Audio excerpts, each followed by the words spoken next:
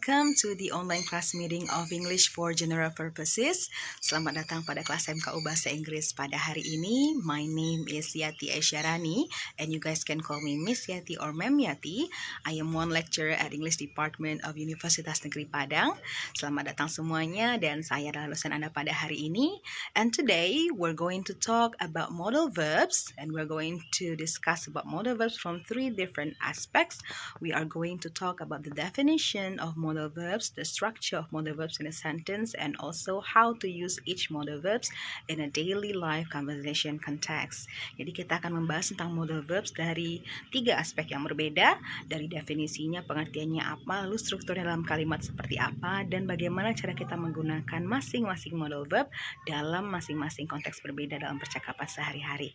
And I hope you guys will understand well and enjoy my explanation later. If you do have questions, you may contact me, text me or message me. Just find me online and I have already attached my number and also my IG address. Okay, now let's go on to our lesson and I hope you guys enjoy that.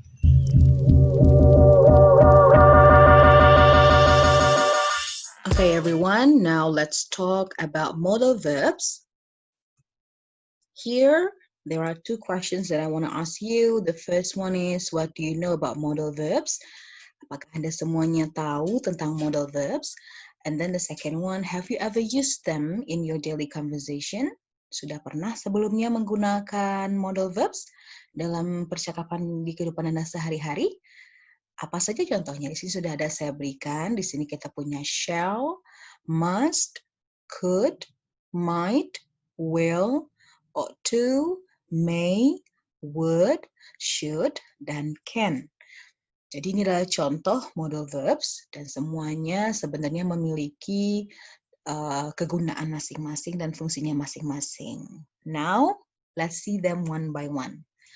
We are going to talk about modal verbs from the definition, the structure, and how to use each modal verb in our daily life conversation context. Tadi saya sudah sebutkan ya dalam video pengantar tadi di depan. Okay, kita akan lihat lagi. Let's discuss about them further. First, let's talk about the definition of modal verbs. So, a modal verb is a type of helping or auxiliary verb that is used to show modality, that is likelihood, ability, permission, and obligation. Jadi, modal verb ini gunanya adalah untuk menunjukkan beberapa fungsi. Sebenarnya di sini sudah ada seperti menunjukkan kebisaan kita, atau mungkin meminta izin, atau mungkin keharusan dari satu hal. Nah, itu kita bisa gunakan modal verbs. And remember, here, when you use modal verb, there is no third person singular change in using modal, ya. Jadi ketika kita punya modal verb sebagai verb kita nanti dalam kalimat, biasanya if you remember again when you talk about simple present, ketika Anda bicara tentang simple present, kalau orang ketiga tunggal subjek kalimat Anda, itu ya, third person singular, maka verb Anda akan berubah. Ada penambahan S atau IS-nya. Nah, tapi dalam modal verb itu tidak akan berubah. Jadi walaupun nanti subjek Anda adalah she, he, dan it, maka bentuk modal verb Anda akan tetap dan bentuk verb yang mengikutinya atau be yang mengikutinya juga akan tetap. Jadi itu yang harus Anda ingat ketika Anda memiliki atau menggunakan modal verbs dalam kalimat. Oke, jadi tidak akan ada tambahan SIS, tidak akan ada tambahan ED, tidak ada tambahan ing di belakang kata kerja atau to be kita. Jadi memang seperti itu saja bentuknya. Oke? Now let's see the structure. So here I have already made it into two. As you know, we have two types of sentences. We have the first nominal sentence and the second is verbal sentence. Ya, karena kita memang punya dua bentuk kalimat, ya, kalimat verbal dan kalimat nominal. Kalimat nominal itu kalimat yang menggunakan to be. Sementara kalimat verbal adalah kalimat dengan verb. Di sini juga bentuk strukturnya berdasarkan pada jenis kalimat kita. Jadi silakan diperhatikan dulu yang pertama itu yang angka 1 itu berarti dia kalimat nominal, ya, atau nominal sentence. And when you see here we have the positive, the negative, and also the question structure. Ya, kita lihat dulu yang positifnya. When you have modal with be, jadi kalau kita punya modal yang diikuti oleh be atau untuk nominal, kita bisa tuliskan subject, modal, be, and then adjective or noun or adverb. Ini adjective, noun, dan adverb. Ini kita sebut biasanya dengan complement ya keterangannya. Di sini lihat bentuk be memang benar-benar be yang akan kita tuliskan. Jadi bukan be yang diubah menjadi is, am, are, was, were. Tidak. Be-nya memang benar-benar be. Ya, jadi itu yang harus Anda ingat ketika Anda punya modal. And when you have the negative form, nah subject, modal, not, ya, jadi not itu diikuti setelah modal. Ya, jadi bukan setelah be, tapi setelah modalnya. Modal, not, followed by be, and then adjective, noun, or adverb, or complement. Oke, jadi ada subject, modal, not, be. Itu untuk yang negative. And then for interrogative, here we have the yes no question. Actually, apa itu yes no question? Yes no question adalah kalimat yang jawabannya hanya dua ya, whether it is yes or no. Nah, untuk yes no question ini kita dimulai kalimatnya pasti dimulai dengan modal dulu. Modal diikuti oleh subject, lalu diikuti lagi oleh be dan complement. Jadi modal, subject, be. Nah, ini struktur kalimatnya. Jadi kalimat positif, negatif, dan interrogatif, yes, no question untuk yang nominal sentence atau modal with be. Bagaimana dengan modal with verb atau untuk verbal sentence? Here you may see here kalau modal verbnya kita punya subject, modal, lalu verb one. Nah, jadi tadi saya bilang kan base form sebenarnya. Jadi kalau dalam modal kita menggunakan kata kerja bentuk dasar, tidak ada tambahan apa-apa, lalu diikuti oleh complement. Bagaimana bentuk negatifnya? Itu modalnya lagi-lagi diikuti oleh not. Jadi not itu di belakang modal. Subject, modal, not, verb one, complement. Lalu untuk kalimat untuk yes no questionnya itu modal, subject, verb one, dan complement. Oke, jadi ini dia strukturnya ketika Anda memasukkan modal ke dalam kalimat Anda. Now let's see the examples. Here we have the example for modal with be and also the example for modal with verb. For example, here he should be here by now. Ini penggunaan yang modal dengan be ya. He sebagai subject, should sebagai modal, be here by now itu sebagai here by now adalah complement ya. He should be here by now. Jadi Anda bisa lihat di sini bahwa be-nya memang benar-benar be yang akan kita tulis, should be. Oke. Lalu bagaimana bentuk negatifnya? Pasti dimasukkan not. Letaknya di mana? Di antara modal dengan be tadi. The first one ini ada he should not be here by now or he shouldn't be here by now. Ini bentuk yang panjang dan pendek aja ya. Jadi boleh he should not or he shouldn't. Oke. Dan bagaimana bentuk yes no questionnya? Should he be here by now? Karena kita akan memulai dengan modal ya. Should he be here by now? Nah, sini jawabannya pasti ada dua, whether yes he should or no he shouldn't. Okay, and then let's go on to the modal with verb. Nah, ini yang kedua ada contoh untuk modal dengan verb. For example, she could swim quite well. Di sini kita punya she sebagai subject, could sebagai modal, swim sebagai verb. Nah, lihat swim bentuknya memang bentuk dasar tanpa ada akhiran apa-apa. Ya, dan quite well adalah complement ya. Now she could swim quite well. We have the positive or the affirmative here, and then for the negative kalimatnya pasti not lagi. Di notnya ini tetap kita letakkan di antara modal dan verb. Jadinya she could not swim or she couldn't swim. Ya, lagi-lagi ini bentuk yang panjang dan pendek saja ya. Boleh she could not atau she couldn't. Okay. Dan bagaimana dengan bentuk interrogatifnya atau yes no questionnya? Di sini ada could she swim. Nah, jadi modal dulu, baru subjek, baru kata kerja. Itu yang harus Anda ingat baik-baik. Nah, sekarang kita masuk ke yang ketiga, bagaimana kita menggunakan masing-masing modal verb. Karena tadi kan sudah banyak ya, ada banyak sekali modal verbs. Nah, bagaimana cara kita menggunakannya? Sebenarnya masing-masing dari modal verbs ini mereka punya artian masing-masingnya. For example, here when you use must. Nah, untuk must itu ada dua. keadaannya. When you talk about strong obligation and also logical conclusion or certainty. Jadi bisa strong obligation. Apa itu strong obligation? Keharusan. For example, you must stop when the traffic lights turn red. Harus, wajib kamu berhenti ketika lampu lalu lintasnya berwarna merah ya. Itu wajib. Kenapa? Karena kalau tidak berhenti akan ada sesuatu yang terjadi. Makanya dia strong obligation. Nah, that's one condition when you use must. What else? When you have logical conclusion or certainty. Kalau ada pengambilan keputusan ya. Pengambilan kesimpulan berdasarkan logika yang sudah ada. Contohnya, he must be very tired, he's been working all day long. Kita punya keadaan di mana he's been working all day long. Dia udah bekerja dari pagi sampai sore. Berarti apa? He must be very tired. Pasti dia kelelahan. Nah, itu juga kita gunakan must. Jadi dua ini kondisinya ketika Anda menggunakan must sebagai modal. Next one, we have must not.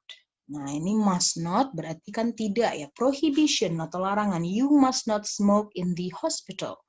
Dilarang, tidak boleh.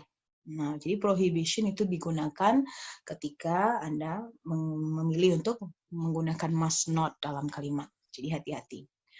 And then the next one, the next model, we have can, and there are three conditions when you are able to use can in your sentence. Pertama adalah ability, to show ability, and then to show permission, or to ask permission, and then to show possibility. Jadi ada ability yang menunjukkan kebisaan seseorang. For example, here, I can swim, I can sing, I can dance. Itu menggunakan can. And then when you want to ask permission, can I use your phone please? Ya. Atau when you want to talk about possibility, tentang kemungkinan smoking can cause cancer. Jadi di sini ada possibility. Itu juga kita gunakan can. Jadi untuk yang tiga ini baru Anda boleh menggunakan can sebagai modal. When you want to talk about ability, permission, and possibility. The next one, we have could. So please pay attention everyone, even though here we have C-O-U-L-D, walaupun kita ada C-O-U-L-D, di sini ada L, tapi ketika you pronounce it, when you pronounce this word, when you pronounce this modal verb, the L is silent, ya, is silenced. For example, could. Jadi L-nya tidak dibaca dia, tidak dilafalkan, ya. Jadi dia could, bukan could. Karena seringnya saya mendengarkan mahasiswa malah membacanya could, ya, karena ada huruf L. Sebenarnya dia tidak, could saja. And there are three conditions, yeah. There are three conditions that will allow us to use could. The first one is to talk about the ability in the past, ya, membicarakan tentang kebisaan juga, tetapi ini di masa yang lampau, like when I was younger, I could run fast. Jadi ketika dulu saya masih muda, saya bisa berlari kencang. Sekarang bagaimana? Sekarang berarti sudah tidak bisa lagi. Now the second condition is when you want to talk about polite permission, when you want to ask permission politely. For example, excuse me, could I just say something? Nah, di sana kan kelihatan ada sopannya ya, jadi bunyinya supaya lebih sopan, maka you may use could dibandingkan dengan can, ya. And then when you also want to talk about possibility, like it could rain tomorrow, nah, itu juga bisa digunakan could. Jadi ada tiga, ya, ability in the past, polite permission, and possibility. Next, we have may and might. Nah, may and might itu punya dua. Yang pertama kita punya permission, like may I use your phone please? Ya, di permission bisa digunakan may, atau when you want to make it polite, you may use might. Nah, might itu untuk polite permission ya, might I suggest an idea. Jadi lebih polite-nya, lebih sopannya adalah penggunaannya di sini might, ya. And also both can also talk about possibility and probability. Jadi kemungkinan yang akan terjadi, ya. Itu juga bisa digunakan may dan might. For example, it may rain tomorrow. I might go on holiday to Australia next year. Jadi bisa. Nah, dua-duanya dipilih saja boleh. You may use may or you may use might. But when you want to ask permission, berarti lebih sopannya adalah menggunakan might. Next, nah di sini punya ada beberapa lagi modal verbs kita. We have need not, we have shall, had better, will, and would. Need not is used to express lack of necessity. Jadi ketika ada sesuatu yang tidak begitu diperlukan, maka Anda menggunakan need not. For example, I need not buy tomatoes. There are plenty of tomatoes in the fridge. Jadi nggak perlu lagi beli tomat karena tomatnya sudah ada banyak sekali dalam kulkas. Ya, jadi kan itu tidak perlu dilakukan, makanya kita menggunakan need not. And then we have shall for future plan and possibility. For example, shall we start? Nah, jadi ketika Anda bicara tentang rencana Anda di masa yang akan datang atau kemungkinan nanti di masa yang akan datang, kita menggunakan shall. And one thing that you guys have to remember is that shall itu digunakan untuk we dan I. Jadi ketika subjeknya I dan we, itu Anda boleh menggunakan shall. And then we have had better. Nah, ini to give advice. Jadi untuk memberikan nasihat itu sebagusnya itu menggunakan had better. So for example, you had better revise your lessons. Ya, bunyinya kan lebih bagus ya. You had better. And then we have will to show willingness. Nah, jadi menunjukkan bahwa kita memang ingin melakukan sesuatu ya. I will come to your house this evening. Will. Nah, atau would. Nah, willingness in the past. Jadi ini ada lagi willingness juga, keinginan juga, tapi di masa yang lampau maka kita menggunakannya would. Again, please pay attention because we also have L there, padahal L-nya lagi-lagi sama seperti could. Tadi dia tidak dibunyikan. Jadi bukan would, tapi would. Ya, I would arrange the appointment.